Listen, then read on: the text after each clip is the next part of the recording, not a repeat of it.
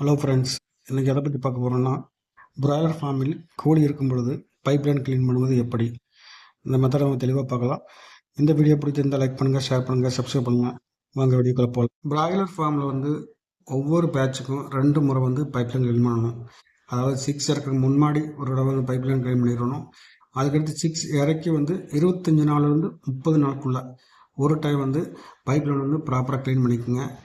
ஏன் pipeline clean பண்ணணும்னா, நம்ம தர வாட்டர் சானிடைசரு, டேப்லெட்டு, அது போக மெடிசன்ஸு இதெல்லாம் அந்த பைப் லைனில் போயிட்டுருக்கிறதுனால பாசம் படிந்து பலவப்பாயிரும்.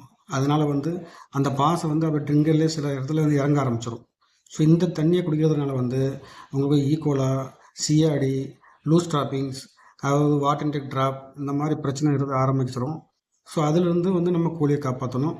அதுபோக ப்ராப்பர் வாட்டர் சானிடைசர் நம்ம பண்ணுற தண்ணி வந்து சானிடைசர் ஆகாது, அதோட பிஹெச் ஏறிடும். அதனால் வந்து நம்ம பைப்லைன் வந்து 30 to 30 ஏஜ்குள்ளே வந்து நம்ம பண்ணிடுறது நல்லது.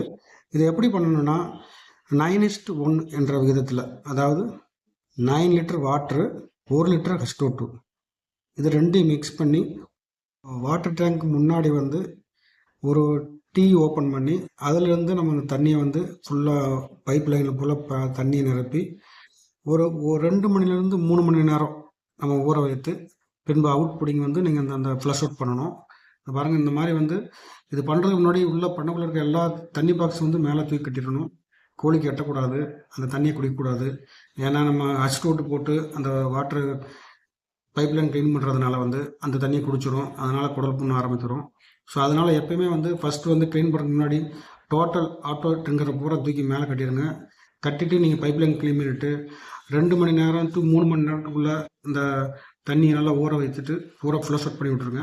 ஃப்ளஷ் அவுட் பண்ணி பிடுங்கி விட்டு மறுபடியும் இந்த தண்ணி பாக்ஸில் இருக்கிற எல்லா தண்ணியும் வந்து கழுவி எடுத்து வெளியே ஊற்றிட்டு அப்புறம் வந்து ட்ரிங்கரை வந்து இறக்கி விடுங்க. இப்போ பாருங்கள், இந்த மாதிரி வந்து ஃபுல்லாக வந்து நீங்கள் பிடுங்கி விடும்போது வந்து ஃபுல்லாக நுரையாக வரும். உள்ளே இருக்க அழுக்கு கசடு எல்லாத்தையும் பூரா அடிச்சுட்டு வெளியே வரும். இந்த மாதிரி பண்ணால் மட்டும்தான் வந்து இந்த தேவையில்லாத CRT, loose motion, dehydration, water intake drop, அதாவது பிஹெச் வந்து 6.5லேருந்து 7.5 வரைக்கும் வந்து நீங்கள் சானிடைசர் பண்ணப்பட்டு ஏறிடும். ஸோ இந்த மாதிரி பிரச்சனை வந்து மீண்டு நம்ம கோழியில் வந்து ஆரோக்கியமாக வளர்க்கலாம். Thank you very much.